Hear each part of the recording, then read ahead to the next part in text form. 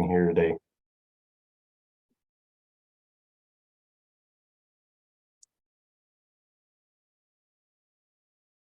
Good. Well, Chris, why don't you kick us off? Yeah, thanks. Thank you, everyone, for joining us today. I'm Chris Schock. I'm proud to be a board member of Great Lakes Urban. And as many of you know, Great Lakes Urban connects people and community and strengthens their efforts to build strong, safe, and connected and healthy neighborhoods and cities. These quarterly bright spots in SFA's community development movement is just one way that we spread that kind of neighborhood flourishing around. And during my career in planning and economic development and public administration, I've always appreciated the especially meaningful power when government policies square up well with bottom-up community efforts. And so today we're very honored to interview these practitioners and thought leaders in the movement. And so with that, I would like to introduce Eric Smith, our moderator for today's webinar. Eric is our executive director. He's been building and connecting communities in Uganda and Appalachia and lots of exciting locales for more than 2 decades. So welcome everyone, and on to you, Eric. Thanks, Chris, and thanks too for introducing the topic. Kind of we're looking at how ground up neighborhood work and the sort of top-down levers of local government, where they meet in the middle to create flourishing environments. And this is a topic that's important to me. So I'm really pleased to be visiting here with Jim and Zach, Jim Diers and Zach Stevens. So this has been a topic of interest of mine for a long time. In fact, it was the focus of my thesis when I was studying at my master's program in community development. And one of the books that influenced me in my thinking as I was sorting through that thesis was this book written by Jim Diers called Neighbor Power: Building Community the Seattle Way. And at some point in the chat, you'll get a link to Jim's website where you can find your way to purchasing the book or learning from him and his blog and so forth. So it's a real pleasure to be here and to visit with Jim. Also, a newer story that I've been introduced to is the story of Kitchener in Canada, and Zach is coming and joining us to speak to that story as the liaison for the neighborhood work that's happening in the community. And so a couple of things before we kick off this conversation. I want you to know that I'll start us off with some questions just to get the story started and learn from these two practitioners and thought leaders in asset-based community development. But I want to encourage you, as you listen in, you may have questions, and I want you to feel free to drop those questions in. There is a Q&A box. If you hover over your screen at the bottom, you'll see where it says Q&A. If you want to drop your questions in there, we'll get to those as quickly as we can. I can't promise we can cover all of them. We'll get through as much as we can. And in addition, I just want to make sure I say up front that you'll hear us say the word or the letters ABCD a lot. And so I just want to make sure up front that we know what we're talking about. So that stands for asset-based community development, again, typically shortened to ABCD. And we'll learn more about ABCD as we go along. Of course, Jim's been in this space globally for a long time. But I just want to say the reason why at Great Lakes Urban we adopted this approach is it's a methodology that results, that cultivates connection and change. And that's important to us. Okay, we think about belonging and agency. We think about social cohesion and collective efficacy. And ABCD is a methodology, a set of principles and practices that help to bring those out. And that builds the social and human infrastructure that then allows communities and neighborhoods to name and live into their preferred future story. So to kick the conversation off, maybe we could dig into that a little bit more, Jim. With your first, telling us a little bit about yourself, and then Zach, if you could do the same. Sure. Good morning from Vashon Island. It's home of the Swiftwater people. My name is Jim Diers. I was born in British Columbia and I was raised in Iowa.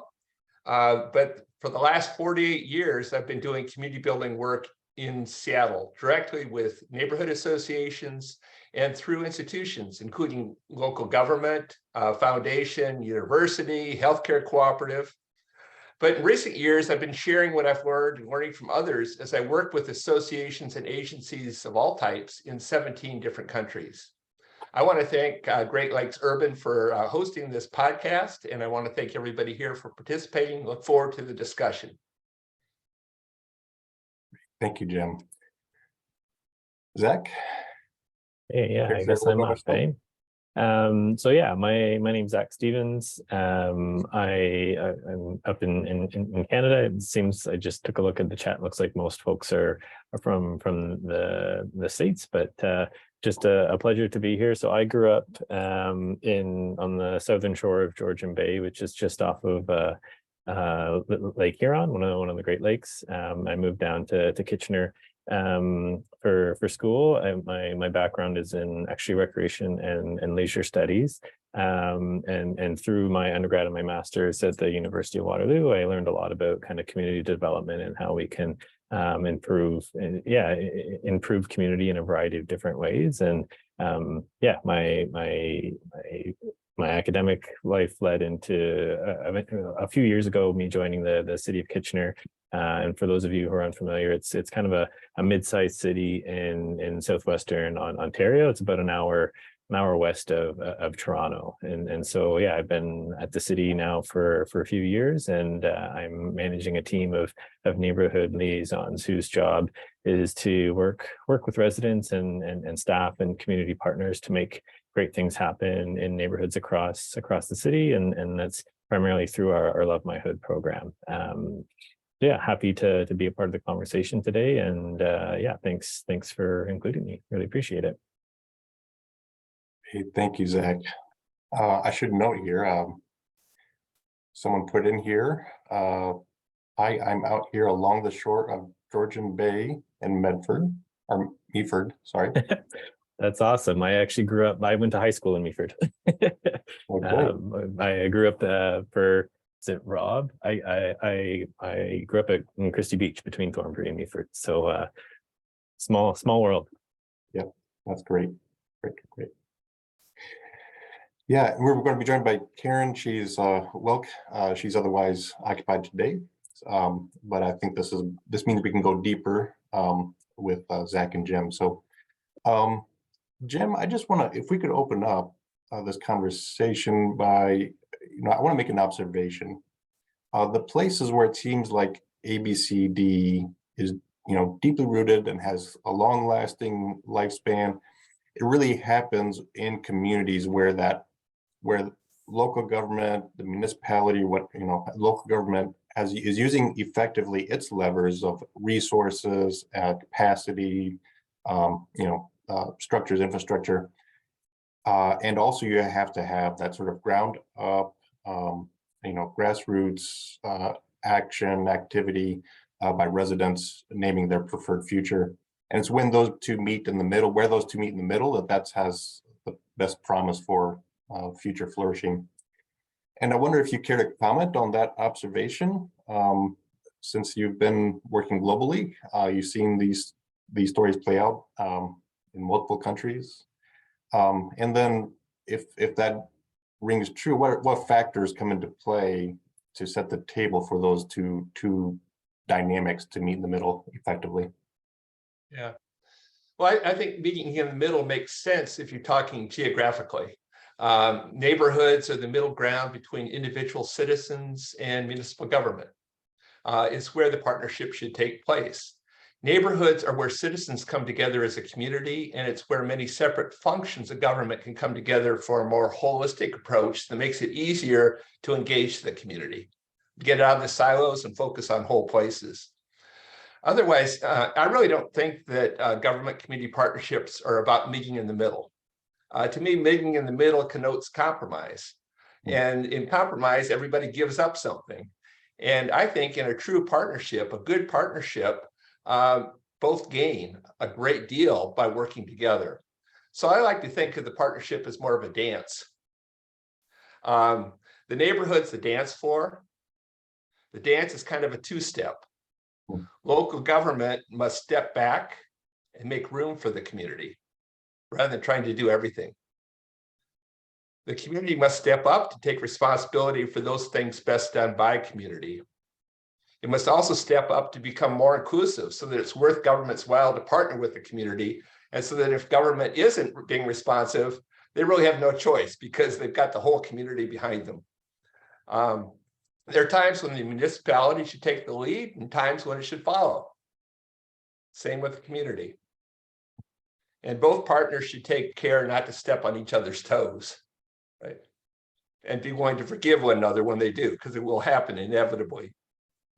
I think partnerships require government to think of people as citizens in the largest sense of the term. When I first came to local government, Ted Gabor just written his book called Reinventing Government. It was about how to reinvent government to be more like a business.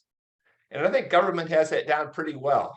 We often call the city manager the CEO. We have lines of business. We have, we want to provide, we want to act efficiently. And I think it's important and provide good customer service. And I think that's important. People need to get a good return for their tax dollars. But if government just thinks of people as customers, the inverse relationship is people think of themselves only as taxpayers.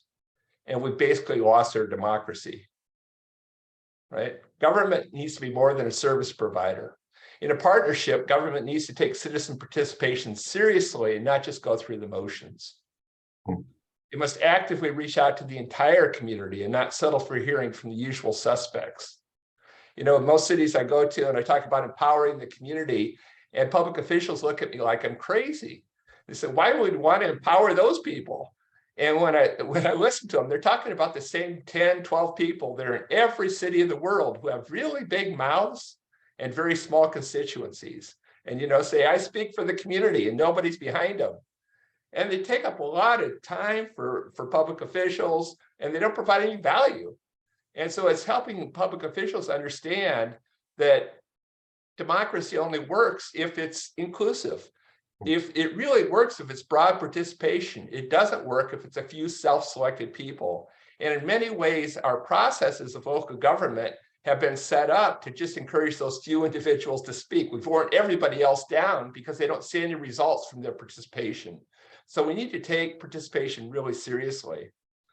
But government must also move beyond citizen participation and empower the community to do what it can do best. Government must remove the red tape and support community initiatives.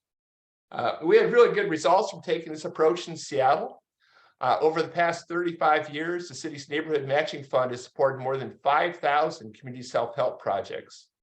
Street trees, new parks, playgrounds, community gardens, all built by the community. Cultural centers, public art, including a gigantic troll under a bridge, and a whole lot more. The city's $75 million investment over the years has leveraged more than $100 million in community resources. So we talk about, government can't afford to do these programs with the community. You can't afford not to do them. It brings in incredible returns. The city supported 37 neighborhoods to develop their own plans, bottom-up plans. 30,000 people got engaged because it was a community initiative, not a government process. Not only did the neighborhood plans result in support for the city's formerly controversial comprehensive plan, but they leveraged new resources.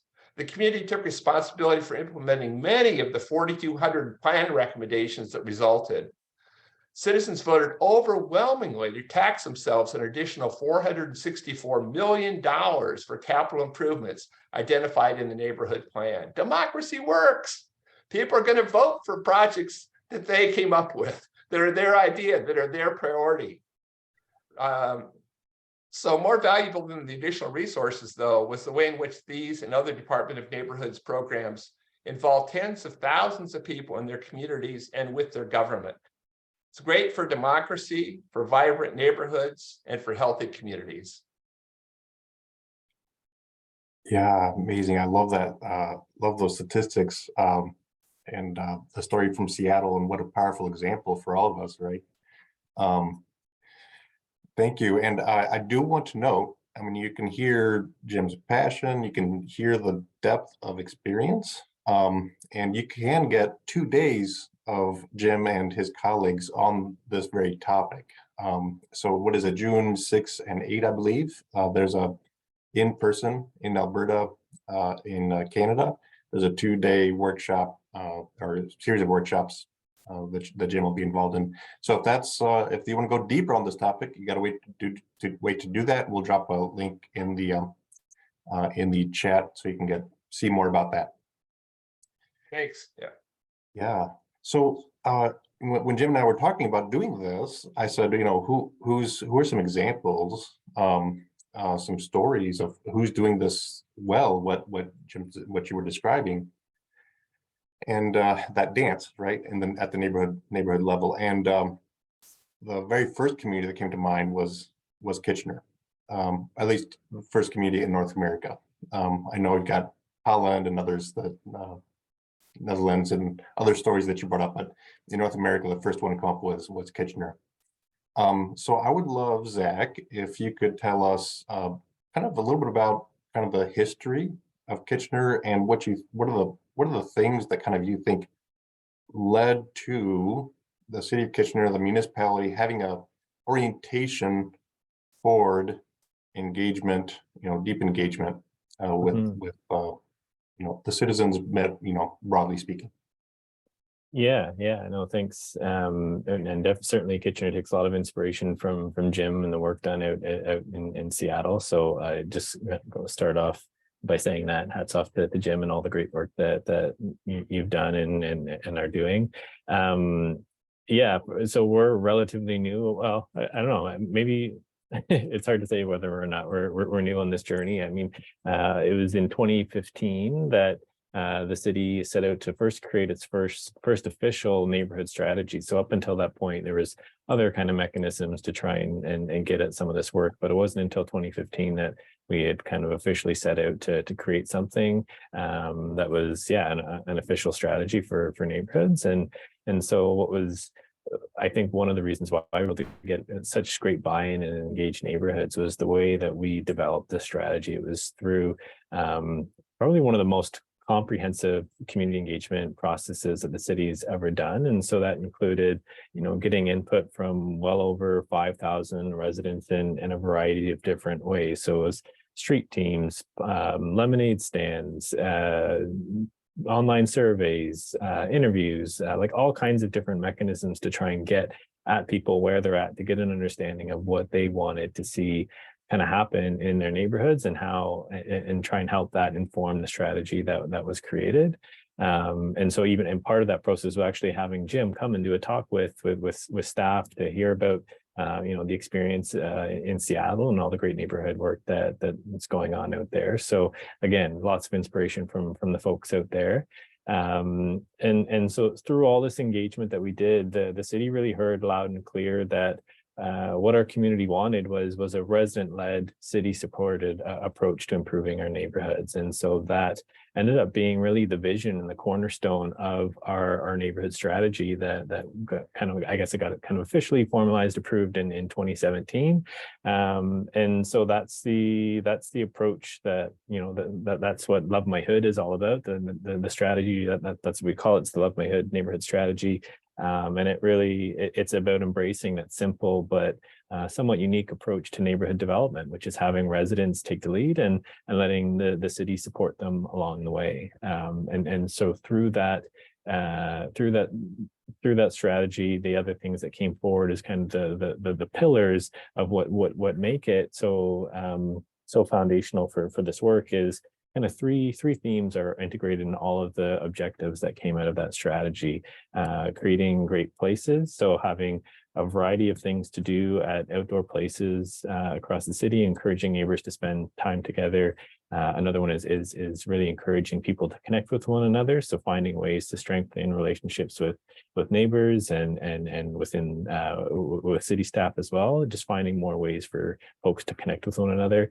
And then the third one was continuing to work together. And so having folks work together to lead positive change in their neighborhoods, and that's all through kind of a cooperation with residents, with community organizations, and the city. And so that's, taking this approach to developing the strategy, I think, is what really helped get the buy-in for this work from the neighborhood level. And I think on internally within the city, there was a lot of change management work that was done to, because, a lot of these ideas that are coming forward of the community are stuff that the city hasn't supported before, would typically maybe have said, no, we don't do that, or there's all these reasons why you can't do it. And so our office was created to try and unpack those reasons, reduce red tape, remove it where possible. And so a big piece of that was a lot of change management internally to get buy-in from folks across divisions throughout the municipality, so that if there's an idea for a project, we can connect with the right people, whether it's transportation or parks or bylaw or whatever it is. We have those connections, and they've bought into this idea of a resident-led, city-supported approach. And so it just makes those conversations easier internally to say, how do we, rather than can this happen, it's how do we make this happen, right? And so having both the engagement coming and sort of the impetus for the strategy coming from kind of that bottom-up approach, hearing from the folks who live in Kitchener what they wanted to do, but then also pairing that with that change management piece and making sure that there was buy-in internally to support this work. I would say it was kind of the two important pieces to seeing successfully success with this strategy, for sure. Yeah, thanks for that. And we did drop in the chat the Love My HUD website. Do check that out. Great suite of resources, a great way for you to think about how you can build a platform for residents to engage and do the work that the community is there to can do best. And I kind of wonder if along those lines, Zach, I wonder if you would be willing to kind of share what is their favorite story of where the dance went well, to use Jim's story, Jim's analogy. Yeah. I think one story that stands out to me is a fairly recent one, and it was, fortunately for me, a project that I was pretty involved with, and so one of the ways that we have really engaged neighborhoods. So there's a variety of different types of projects that we support, but one mechanism, I would say our biggest mechanism for supporting groups, is our Love My HUD matching grant. And so that's a grant people can apply for up to $30,000 to do really cool things in their neighborhood, and so this project came as a matching grant. And so it was, I guess it was in 2021 this group was approved. It was an Indigenous-led community group that were interested in creating a tribute in honor of the Every Child Matters movement. And so they were successful in their application in 2021, and then 2022 was all about implementation. And so maybe before I dive a little bit deeper into that story, I'll just mention another really foundational piece to our program is our model around having kind of a single point of contact at the city. So we call them neighborhood liaisons. That's me and my team, to support these groups to brainstorm their idea, potentially apply for a grant, and then if they're successful, then help on the implementation side of things. So we're sort of there supporting them along the way to navigate City Hall, like I said before, like reduce or remove red tape where we can, and just be their guide through implementing these projects. And so I was fortunate to be in the role of neighborhood liaison supporting this group, and so it was really neat when they were awarded the grant. They had all these ideas, and they kind of narrowed it down to three primary components of this tribute. One was a crosswalk, a thermoplastic crosswalk, that had like an Every Child Matters design on it. Another piece was laying orange footprints throughout the park leading to the crosswalk, representing the children that died at residential schools in Canada. And then the third piece was hosting a ceremony to unveil the crosswalk. And so it was a lot of moving parts to it, that, you know, sometimes there isn't capacity within a resident group to do that. So I was fortunate to be sort of the staff in the staff role supporting this group, and then also had the backing of folks internally to make it happen. So connecting, because it was in a park, so connecting with parks, connecting with transportation to make sure the crosswalk was, you know, suitable from a transportation and roads and traffic kind of perspective, and communications, because it ended up actually becoming a really, really big story, because as the word got out about it, and the resident group started to engage more about what they were doing, we connected with the folks at the Orange Shirt Society, who are the ones who who are the kind of the champions and the founders of this movement. And they loved the idea, and they supported us and endorsed it. And it's actually the crosswalk that we now have is the first Every Child Matters crosswalk, officially endorsed Every Child Matters crosswalk in the country. So really exciting stuff that just all came from an idea that a resident had, and sort of the people she had surrounded herself with. And so what was so great about that to see was that I think from, you know, both the municipality supporting this group and ensuring that their vision kind of came to be, but it was really an interesting moment to kind of take a look at how how this kind of approach is what truth and reconciliation can look like, right? And so we're hearing from this Indigenous-led group, this is what they would like to see in this space, and we're just finding ways to make that happen. And so it was a really, really neat project to be a part of, and yeah, just really grateful for that opportunity. And it required, you know, a lot of hard work from the resident standpoint to engage the community and you know, implement the project. And then there was or implement the tribute, I should say. And then on the city side of it, just, playing that supportive role, trying to, and yeah, it was just a really good story overall. Yeah, thanks for sharing, Zach. And I noticed that there's a question. We'll get to that in a second. Thank you, Corinne.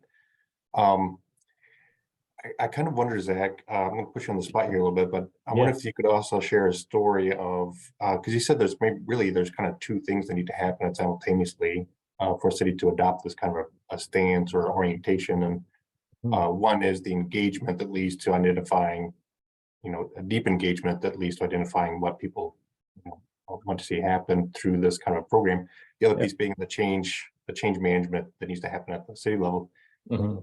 Is there a story that might illustrate how that change process impacted the city, or? Yeah. So a big piece of that process, that change management process, and I think it's the reason why we've been, you know, over the last couple of years, been able to support over 150 resident-led projects through our program, is you know, our role in our office ends up being to try and, I can't speak for all municipalities, but I know oftentimes in organizations and municipalities, there's lots of silos. And so our role is to bring everyone to the table and kind of break down those silos. And so the change management piece was having people from all different divisions having conversations about how to, you know, get support for these kinds of projects. And what we ended up creating was a kind of an internal, like a governance model, a review process model, so that and the way it works is that, you know, if a group is successful in a grant application,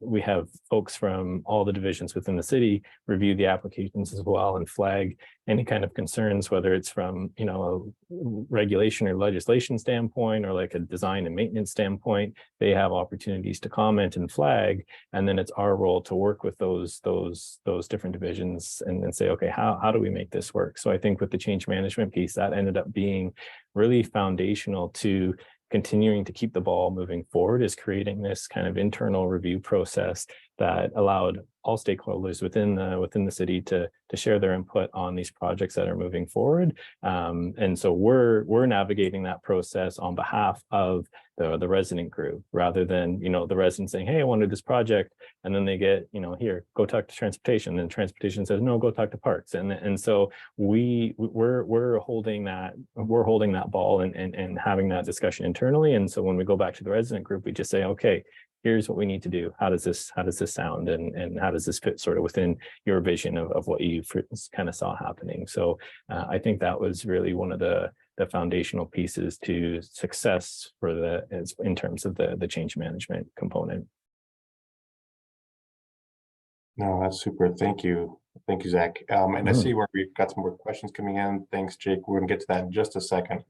I want to come back, Jim, if we could talk with you for just a minute more, and then we'll open up for the questions. But you know, I guess, what is it when we were talking, and I said, who's a story that you think should be featured, and Kitchener came to mind, and I wonder if you could reflect on what you're hearing from today and just what you know from the story that made you think that Kitchener was a place to spotlight. Well, I think there's probably three things that really stood out to me from the Kitchener example. One is the way it involved over 5,000 people in helping to develop the programs in the first place. I think so oftentimes cities just go to the old mode of, we're going to develop another program for the neighborhoods and do it internally, and there's no community ownership of it. So I think I'm just really impressed. They really did hard work to reach out and really engage the whole, and beyond the usual suspects. I mean, reaching out to 5,000 people in all walks of life, that was huge. Mm-hmm. I think a second thing was that I think because they involved so many people, they developed a really comprehensive program. So it has several components to it. One of them is the focus on neighborhoods, right? Which is really key.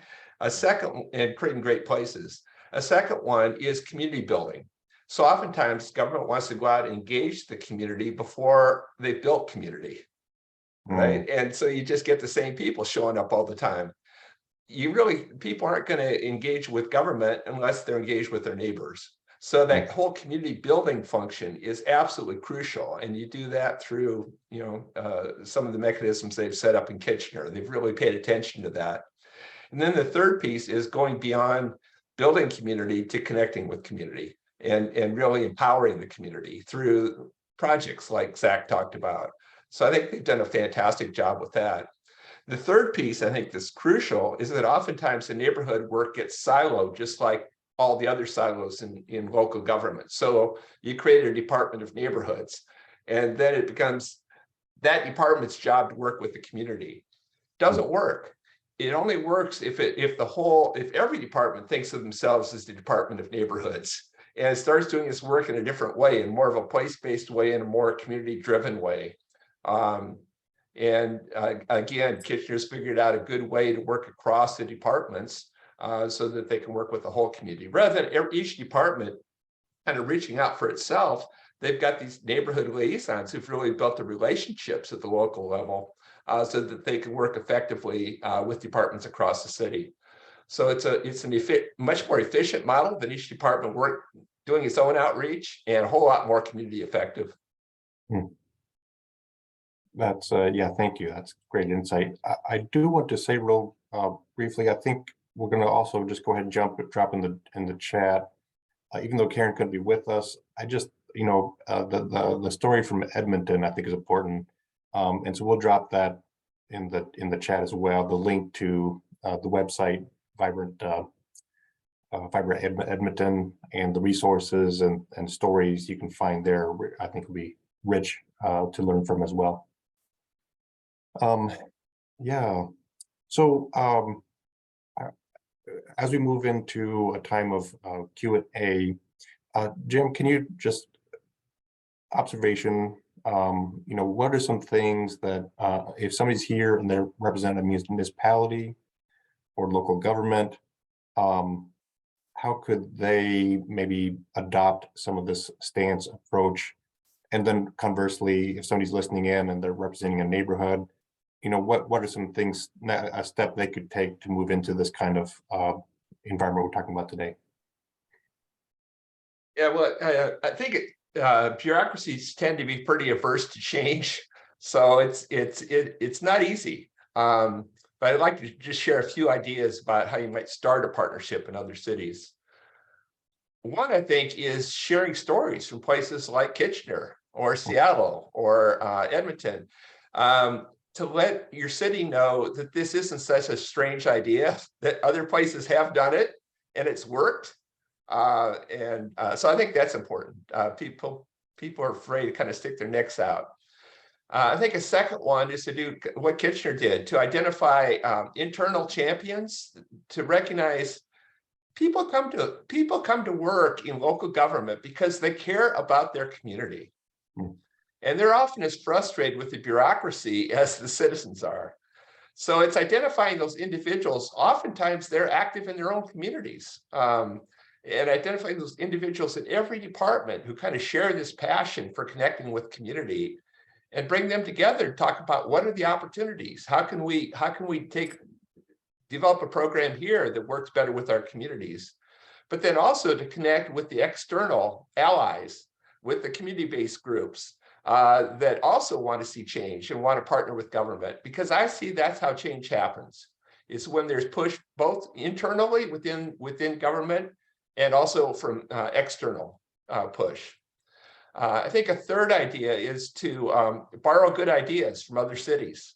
You don't have to reinvent it, but also adapt those ideas to the local environment, so that it really works for that place. To go with opportunity. So oftentimes we're picking the place that's the most difficult, the place that has the greatest need, and we just keep pushing and pushing and pushing, trying to make change in a particular neighborhood.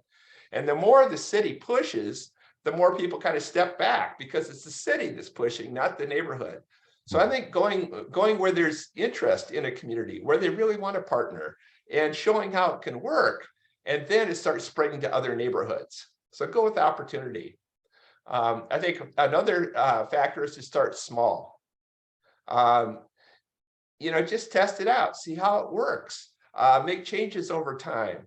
The city's not going to start like in Seattle with a $4.5 million a year neighborhood matching fund. We started with $150,000, but we showed how it worked, and it quickly grew to $4.5 million.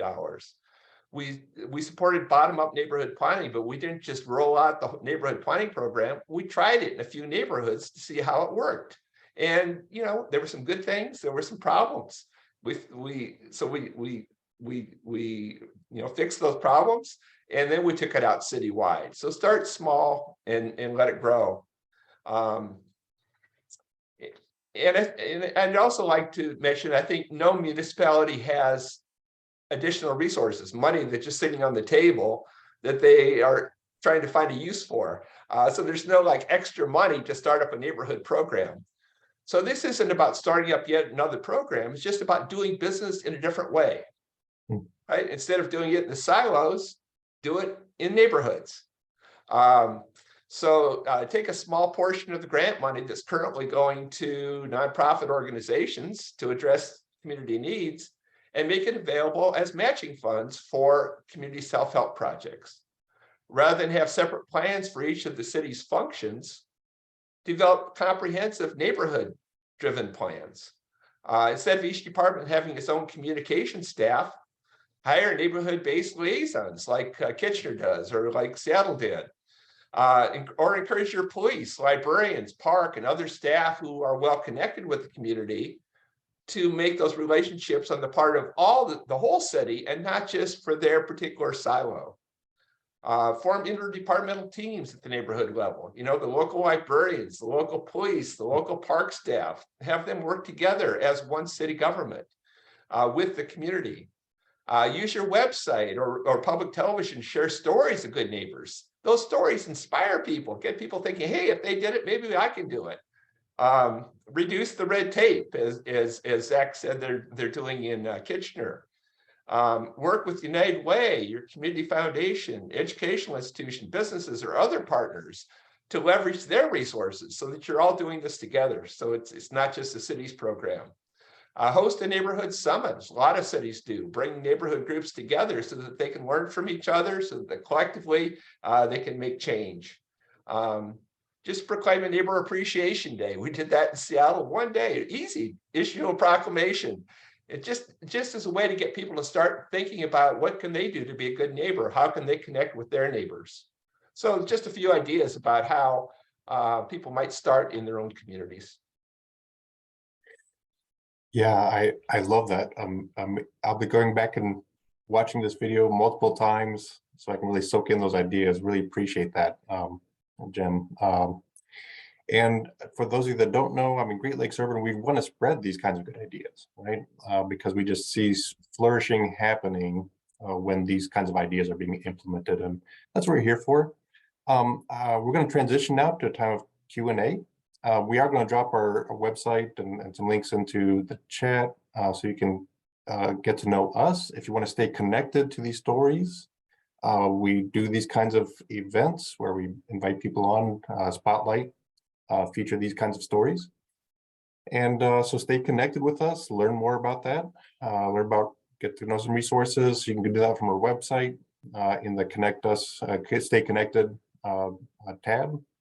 You can also go there. You might be wanting to do something in your neighborhood. We have a good neighbor tab where you can go and get some ideas how to get started.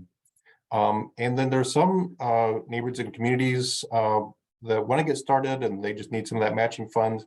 We do have a community innovation fund where we can do that through. If you want to make a donation toward that, go to our website again and make a secure donation there. So with that, I would like to start us off with the first question that came in from Corinne. Thank you. How does the community liaison role and the role of the community health worker link, or could they be similar or the same?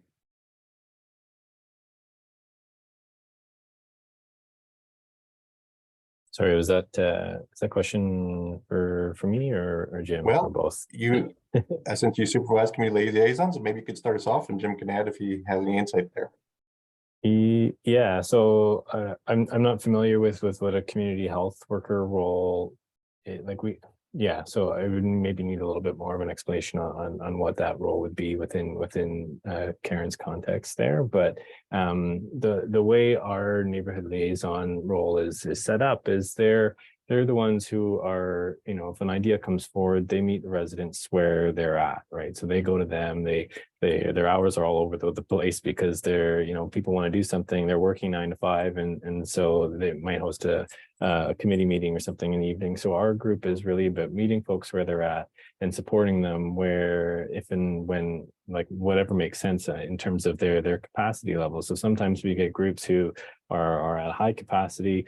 They just want a more or less kind of approval to make happen what they've envisioned. And there are other groups who just have an idea, but have no sense of how to bring that to be. And so our group, the liaisons are there to meet folks where they're at and build capacity within those communities to try to empower them to make the change that they want to see in their community. So a lot of it is meeting with these folks, and sometimes they don't even know how to run a meeting. So it's explaining, okay, you set an agenda and you do these things, and so it's really about building capacity within those folks to and I would say oftentimes it's just starting with like a little event or a little maybe it's a little library or something like that goes in and start small. And then what happens is when neighborhoods start to see some activity around whether it's an event or a little bench or something like that, it starts to bring more people forward, and it builds that kind of social capital within the neighborhood to work together and understand, okay, there's actually more people in this neighborhood that we can utilize and have resources or experience or knowledge in different ways. So our neighborhood liaisons are in that role, kind of supporting those conversations, supporting that networking piece, but then also having an understanding of what other organizations are working locally around similar initiatives or similar ideas. And we're blessed to have we have neighborhood associations across the city of Kitchener as well. So they're often a stakeholder in a lot of these conversations because they're connected at the ground level to folks in the neighborhood. So we're connecting with neighborhood associations quite a bit, and other kind of community partners, and just kind of bringing those people forward. Yeah, and I would argue that most cities have a neighborhood liaison. They just call them community health worker, or they might call them a neighborhood watch coordinator, or they might be a parks person. And I think the idea is, rather than focus on those siloed functions, let's focus on the whole neighborhood as they're doing in Kitchener. So just repurpose people who are currently in that silo and focus on building community at the very local level. Because if you build community, you bring neighbors together, all the research shows that you make those connections, people are safer, they're healthier, they're more prepared for disaster, they care for one another, they care for the earth. You know, you get better health outcomes, you get better safety outcomes just by connecting neighbors. So rather than coming with a health agenda, or rather than coming with a safety agenda, come with a community agenda. Right? I always say that safest communities are the places that don't focus on safety. They just focus on what's important to the neighbors. The healthiest communities don't focus on health. They focus on what's important to the communities. So having making those positions neighborhood liaisons to focus on what's important to the community rather than what's important to the agency is the key to building community and to having better health outcomes, better safety outcomes, better prepared for emergencies. Yeah, truly. I loved how you phrased that, right? Whether it's how I feel like as a society, we're so siloed, right? If we're doing health, we focus on health. But really, if we focus on place and building and what the place and what the people want to see happen, those outcomes come out of that. Better, healthier, safer, all the things. Yeah, so we got another question here. Jake asks, Zach, you mentioned that not every neighborhood has the capacity to lead or manage a project. Is there a neighborhood level structure that your residents have created to ensure there is neighborhood level leadership? Or are there different kinds of structures between different neighborhoods?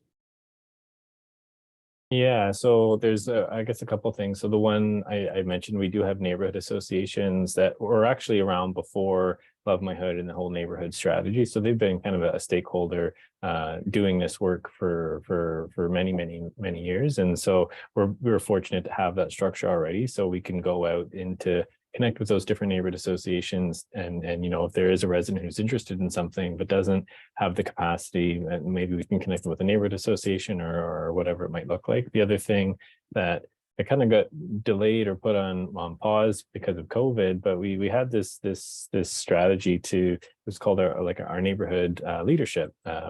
Neighborhood leadership. So it was an approach where we would go into community and try and again build capacity amongst folks who are interested in their neighborhoods to do something meaningful. And so we created a guide that's on our website. It's, you know, tips and tools for making a positive impact. So it's all outlined in there of different ways you can kind of actively work towards making a positive impact, and that's kind of a one mechanism. If there is someone who's interested, we can kind of point them towards that resource and then start having conversations about how we can continue to support them as they grow as a neighborhood leader.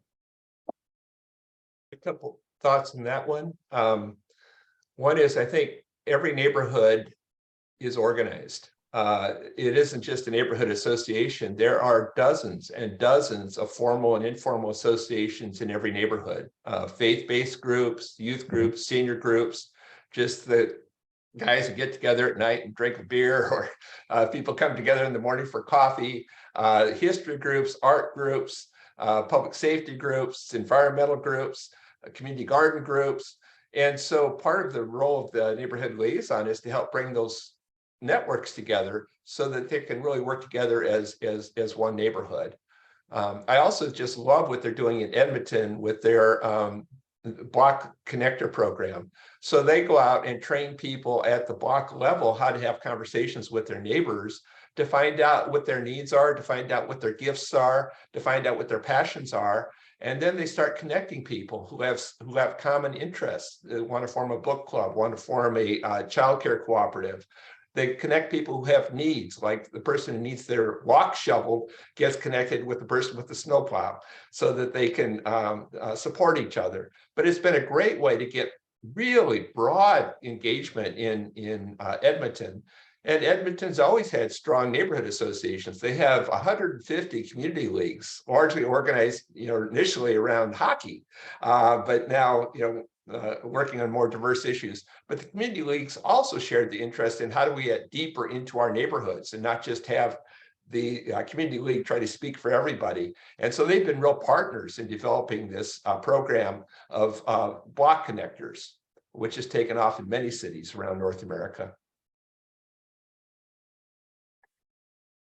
Yeah, no, that's great. And hopefully we'll be able to get the Edmonton story more fully at a future session. So we look forward to that. Cheryl asks, can you talk about funding ABCD? And actually, there's a few questions about funding. So can you talk about funding ABCD? For example, are Kitchener's programs fully funded by the city of Kitchener? And if you interested in starting ABCD in your city, where should you look for funding? Yeah, so our Love My Hood program, the main mechanism for funding these resident-led projects is our Love My Hood matching grant, and so over the past few years, we've had $150,000 to give out to these resident-led groups through our grant, and actually this year and next year we've just been approved by council. We've been bumped up to $200,000 a year. Given we're seeing year after year, there's more projects and groups than we have funding to be able to do. And so I think, Jim, you had mentioned this, you started with 150,000 and are now upwards in the millions, supporting these groups. So we're not quite at that level yet in Kitchener, but there is certainly growth. So that's our main mechanism of funding, is through our matching grant. And obviously there's kind of in-kind support that the city provides for some of these projects that move forward. But that's the main mechanism that we how we fund these resident-led projects at the city of Kitchener. And I'd add, I don't think you need $4.5 million a year for a matching fund. In some ways, it's too much money. The idea of the matching fund is just to provide a little bit of incentive to help neighbors think about what could they provide as a match, what could they do themselves. And it turns out most of the resources are in the community. And so with very small amounts of money, some cities do matching funds. All they have is $10,000 across the city. They might make $500 grants available, but just enough of an incentive. The resources really are in the community. And that's how you build community, not with money, but the community's match is usually lots of volunteer labor. And it's a great way to get people engaged in their community. Everybody cares about their community, but most people don't want to go to meetings. And usually that's the only opportunity we give people. If you really care about your community, you're going to come to our meeting. People would rather just roll up their sleeves and make change in their neighborhood, work with their neighbors, use their gifts, use their passions. Yeah, thank you. And Jim, I would say too, I think you've mentioned some other sources, right? Well, city, there's community foundation. You can find those other partners to support the cause, right? We had Starbucks donated for park projects, and they would put money into the matching fund for park projects. And they also brought their baristas out and made coffee for all the volunteers. The insurance company locally sponsored public safety projects that were supported through the neighborhood matching fund. So there's business partners as well that might step up. It's a popular program. Rather than just laying money on an individual, on a development officer from a nonprofit, you're partnering with a whole community of people who really appreciates it. So it's a win-win. Yeah. And we've got one more question I want to get to, but I also feel like, Corinne's comment early on about community health workers, there might be another we need to figure this out, but do healthcare dollars, can they play a part in this as well? So something to keep track of. One more question here, and then we're going to need to wrap up. It's amazing how fast this time goes. But the question is, assuming Kitchener has a city council structure whereby council members represent a particular area or neighborhood, to what extent do council members engage with the Love My Neighborhood or Love My Hood program? Yeah, great question. So we have a counselors, and they each are responsible. We have 10 wards across the city of Kitchener, and so we have 10 ward counselors, and they're